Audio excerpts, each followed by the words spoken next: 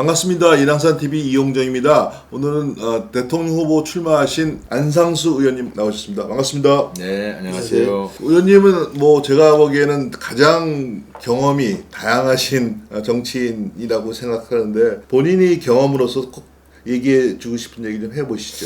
저를 이제 의원이라고 소개를 했습니다만은 맞는 말씀인데, 저는 이제 인천광역시장을 8년을 했기 때문에 광역시장으로 소개가 돼야지 차별이 된다. 지금 안상수라는 의원도 있고 같습니다. 네, 호칭 안상수 시장님으로 하겠습니다. 예. 우리 시장님이 경제 문제를 중심으로 내가 대통령이 되면 어떻게 했다. 후보 출마 선언하셨을 거 아닙니까? 네. 간단하게. 나라가 경제적으로 지금 대단히 어려운 상황. 성장은 한다고 그러지만 대기업 위주의 성장인데 대기업이 고용대가 없어요. 2030은 일자리가 없어서 지금 결혼도 못하고, 결혼 못하니까 아이도 안 생기고, 이래서 우리나라의 미래가 어려운 상황입니다. 지금 인구가 줄고 있잖아요. 그런데다가 문재인 정권이 경제 정책을 실패를 해서 서민들이 대단히 어려운, 자영업자가 어려운데 거기다가 이제 코로나까지 덮쳐서 경제적으로 대재앙의 시대가 왔는데, 제가 경제 전문가로서 CEO, 시장으로서 또 정치인으로서 그동안에 경험했던 여러 가지를 가지고 새로운 일자리 대책과 주택 문제를 해결하기 위해서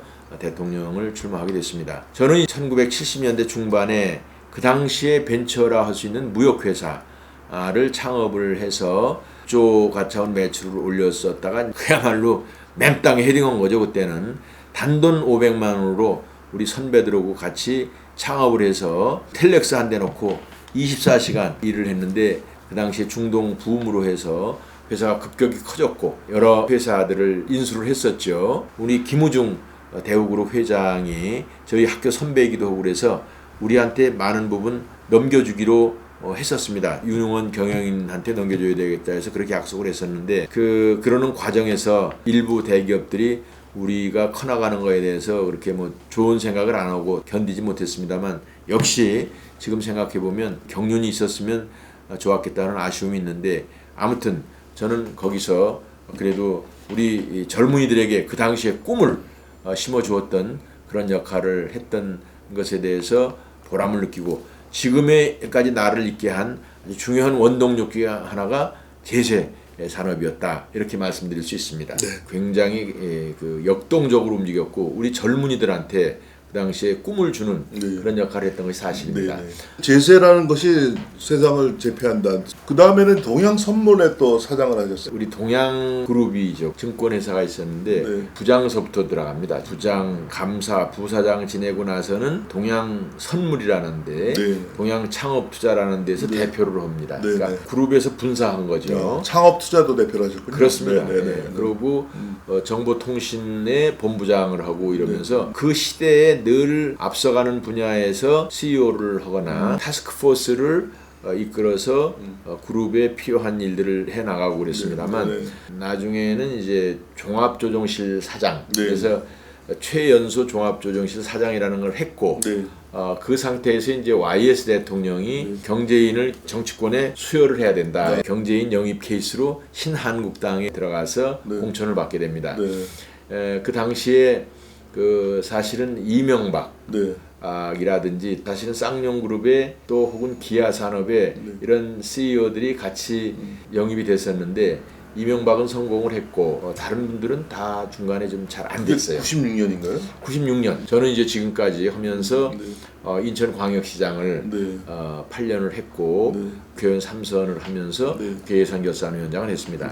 제가 인천광역시장을 하면서 송도국제도시를 건설을 했는데, 송도국제도시 가보셨죠? 아니, 놀랐습니다. 세상이 다른 세상을 느꼈습니다. 송도국제도시요, 경제자유구역.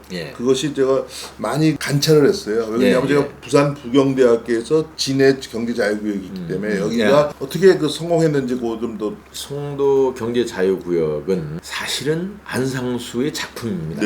1998년에 인천시장을 출마했었어요. 그리고 2002년에 당선이 됐는데 98년서부터 제가 주장을 하기를 동북아 경제 중심 도시로 만들자. 그것은 왜? 인천국제공항이 개항이 예정돼 있어서 2001년부터 개항이 됐거든요. 그래서 제가 2002년에 인천광역시장이 됐을 때 김대중 정부하고 네. 경제자유구역법이라는 것을 만들었습니다. 네. 그래서 국회를 통과시켰고 그러면서 2003년 8월에 인천 송도를 경제자유구역으로 지정을 받는데 네. 이것을 노무현 대통령한테 지정을 받습니다. 네. 제가 이제 미국의 게일사를 비롯한 많은 외투 기업들하고 함께 건설에 간 겁니다. 거기에 뭐 우리 예산은 별로 들어가질 않았죠. 네. 그러면서 특히 그 환경적으로 또 여러 가지 이런 그 유비쿼터스 도시를 만들자. 네네네. 이제 그 당시는 유비쿼터스야. 지금은 네네. 스마트 시티라고 되어 네네. 있습니다. 그래서 성공을 했는데 우선 거기에 보면은 공원이 한 40여 프로 되고 UN 기구가 한 15개 들어와 있고 글로벌 캠퍼스를 비롯한 외국 대학, 연세대학, 인천대학교 들어와 있고 지금 이제 삼성바이오로직스, 셀트리온 들어와 있고 여러 회사들이 입주해 있습니다만 2009년에 인천 세계 도시 축전이라는 걸 했습니다. 네. 인천을 세계에 알리기 위해서 그때 반기문 총장이 와서 키노트 스피치를 했어요. 네. 그러면서 하는 얘기가 지구의 1%가 도시라는 거예요. 도시는 지구의 1%에 네. 해당하는 거예요. 네. 면적으로. 그런데 인류의 50%가 도시에 살아요. 그런데 화석 연료의 80%가 도시에서 발생을 하는 네, 거예요. 네. 그래서 유엔의 첫째 과제가 뭐냐? Tackle the climate change. 기후 변화에 대응을 해야 된다. 그러기 위해서 도시를 그린 시티로 만들어야 된다. 네. 왜? 화석 연료가 그 도시에서 나오기 때문에 그린 시티를 만들어야 된다. 그래서 유엔에서 이거를 연구하는 과제인데 송도에 와 보니까 2009년인데 이미 이것을 구현했구나. 그러니까 ESG 네. 스마트 시티를 안상수가 시작을 해서 다 최초의 끝낸 겁니다. 어떤 실험이었네요. 그렇습니다. 그렇죠? 네. 그러니까 ESG가 사실은 네. 제가 시작을 했는데 유엔이 2년 후에 부르짖었어요. 사실은. 그래서 아무튼 ESG 스마트 시티 송도를 안상수가 건설을 했다. 이런 말씀을 드리고 경제자유구역 그 건설할 때 있어서 제가 하나 여쭤보고 싶은 것이 경제자유구역이 이제 진해도 있고 송도도 있는데 예. 거기 할 때 처음에 외국의 병원이라든가 예. 대학이라든가 예. 그런 거를 들어오는데 지금은 해결됐을 것 같은데 장애가 그 수익을 자기네가 갖고 가지 못한다든가 그 예, 예. 기한이 많았지 않습니까? 그럼요. 규제 예, 예, 그거 예. 어떻게 해결했어요? 제가 있을 때까지 병원을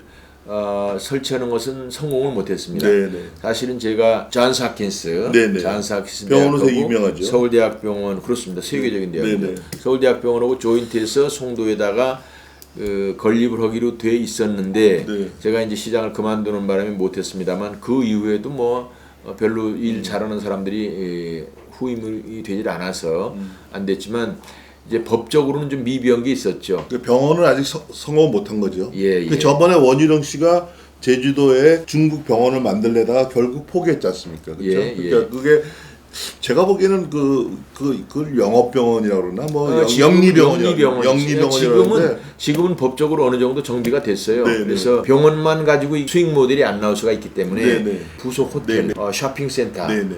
부속 개념입니다만 그것을 정부에서 어느 정도 허가를 해주고 역시 외국인을 상대로는 이제 병원이 수익을 창출할 수 있는 그런 법적인 그런 어떤 장치를 마련을 해서 네. 제가 지금 만약에 인천시장이라면 네. 저는 그것을 해낼 수가 있습니다. 근데 네. 이것이 리더십이 그런 것을 해낼 수 있는 능력이 안 되면 할 수가 없어요. 네. 그래서 CEO가 중요한 겁니다. 네. 인천시장도 CEO가 중요하고 대통령도 CEO가 중요하다. CEO적 마인드로 가는 게 중요하다. 그래서 저는 이번에 대통령에 출마를 하면서 우리 국가가 지금 굉장한 위기에 있다라는 것을 생각을 하고 네. 지금 대한민국이 이승만 대통령이 건립을 하고 박정희 대통령이 그 한강의 기적을 통해서 3만 불 소득을 올리는 이런 상황까지 왔는데 대한민국의 정체성은 완전히 주사파들로 인해서 네. 훼손되고 있고 네. 또 시장 경제와 민주주의로 창궐했던 우리의 경제 능력은 그 좌파 경제로 인해서 네. 괴멸 직전에 와 있습니다. 네. 뭐 아시는 대로 지난번 문재인 정권이 소득 주도 성장 등 소주성 또 혹은 뭐 최저임금을 급격하게 올리고 우리 현장에서 이걸 수용이 안 된 상태에서 코로나가 덮쳐가지고 완전히 경제를 망가뜨려 놨죠. 그래서 우리가 지금 대기업 혹은 수출 위주로 성장을 하고 있는데 네. 이게 대기업은 아시다시피 고용이 없어요. 네. 따라서 우리 지금 서민들이나 혹은 청년들은 일자리가 없이 정말 거리를 방황하는 이런 상황이 됐습니다. 시장님이 ESG 대통령이 돼 있다. 그래서 일자리 대통령이 돼 있다. 네. 채태원이나 저기 신세계 같은 데서 네. 뭐 신세계가 저 인천 야구팀을 하면서 그 네. 종합 뭐 네. 어뮤즈먼트 파크로 만든다든가 네. 그런 아이디어를 네. ESG를 대통령으로서 만들어 갖고 진짜 일자리를 만들겠다 그런 네. 구상을 하시면 그렇습니다. 이미지 브랜드도 좋을 것 같습니다. 그렇습니다. 아니 네. 저는 그 ESG를 네. 이미 2003년서부터 구현시킨 시장으로서 우리나라의 경제를 해결하는 방안으로 ESG 스마트 시티를 건설하겠다는 네, 겁니다. 네, 네. 그래서 아까 바다를 메꿔서 송도 국제도시를 만들었듯이 네. 바다를 메꾼 겁니다. 네, 네. 지금은 대도시 주변에 유휴 농지를 네. 한 1억 평 정도를 도시로 만들되 70%를 첨단 산업단지, 반도체, AI, 블록체인, 백신 생산하기 위한 여러 바이오 시설 뭐 이런 하여간 미래 첨단 산업이 경영 활성화할 수 있는 그러한 클러스터를 만들고 그 배후 지역을 500만 원대 아파트를 100만 호 정도를 분양을 할 수 있는 도시를 만들되 도시 자체를 ES 스마트 시티로 만들므로 해서 우리 젊은이들이 가서 일터와 생활을 좋은 환경 속에서 하도록 그렇게 추진하는 것이 제 공약입니다. 500만 원대 아파트 100만 원을 한다. 네. 그러면 이제 제가 질문을 하면 어느 땅에다 할 건데? 그게 주변에 대도시 주변에 논입니다. 수용이 이제 되게 수용이 문제지 않습니까? 그건 경제 자유구역 법으로 가능합니다. 그렇습니까? 예, 그리고 지금 경제 자유구역 안에 경제 자유구역 법을 거기다가 적용을 시키면 됩니다. 예를 들어 얘기가 조금 길어집니다만 논을 하여간 15만 원에서 20만 원대로 보고 한 20만 원이라 쳐도 여기에 그 한 3, 40만 원 정도의 그 투자를 하면 전기 상하수도 이런 기반 시설이 가능합니다. 그럼 원형지 가격이 한 60만 원 정도면 됩니다. 이해가 되시죠? 그럼 이게 1억 평이라고 그러면 원가죠. 1억 평이면 60조입니다. 60조. 그런데 여기에 아까 3천만 평을 대지로 만들어서 주택을 건설한다고 그랬어요. 여기를 한 200만 원을 칩시다. 200만 원이면 비싸지 않죠. 대지로. 물론 여기 그 채비지라든지 이런 걸 다 해도 뭐 한 50%만 하더라도 전 200만 원이면은 괜찮은 가격인데 200만 원이라 치면은 이거 3천만 평이면은 이게 60조입니다. 그렇죠? 그러니까 아까 전체 조성하는데 60조 들어갔죠. 이 매각을 해서 60조가 되죠. 그래서 땅이 공짜로 생기는 겁니다. 그래서 이 7천만 평을 우리 2030들한테 무상으로 빌려준다는 겁니다. 무상으로. 벤처 혹은 스타트업 창업하는 우리 젊은이들에게 무상으로 빌려준다. 30년에서 50년. 그래서 여기에 일자리가 있고 여기는 주택이 500만 원대 무상으로 빌려주면 소유는 어디로 되어 있는 거예요? 인천시 일단은 아니죠. 국가가 소유한다고 봐야죠. 그건 일종의 공단이 나중에 생길 텐데 뭐 국가가 소유하면서 공장은 자기 소유일 필요가 없거든요. 그건 뭐 저 임대를 해서 하는데 여기에 이제 그냥 개인한테 너희들이 가서 해봐라 이렇게 놔두는 게 아니라 국가에서 좋은 그 능력 있는 사람들을 잘 선발을 해가지고 여기다가 기술 지원을 하고 금융 지원도 하고 마케팅 지원도 하고 이런 토탈 지원 시스템을 만들어서 이 사람들이 수출을 하거나 수입 대체할 수 있도록 한다는 거죠. 우리나라가 부품 소재 산업에 대한 기술이 세계적입니다. 뭐 대만 혹은 독일 혹은 일본과 버금가니까. 근데 우리나라 부품 소재로 먹고 사는 거니까요. 먹고 살아야 돼요. 먹고 살아야 돼요. 그래서 그런 것을 체계적으로 클러스터화한다 이렇게 보시면 되고 일종의 인공 실리콘밸리라 보시면 됩니다. 실리콘밸리 이제 스탠포드 주변에 자연적으로 이제 IT 클러스터가 생기지 않았어요. 국가에서 인프라를 건설하고 여건을 만들어 준다는 취지고 이 주택도 이제 아이고 지방에 누가 가 이러는데 그게 아니고 서울 못지않게 살기 좋은 도시를 만들어주겠다.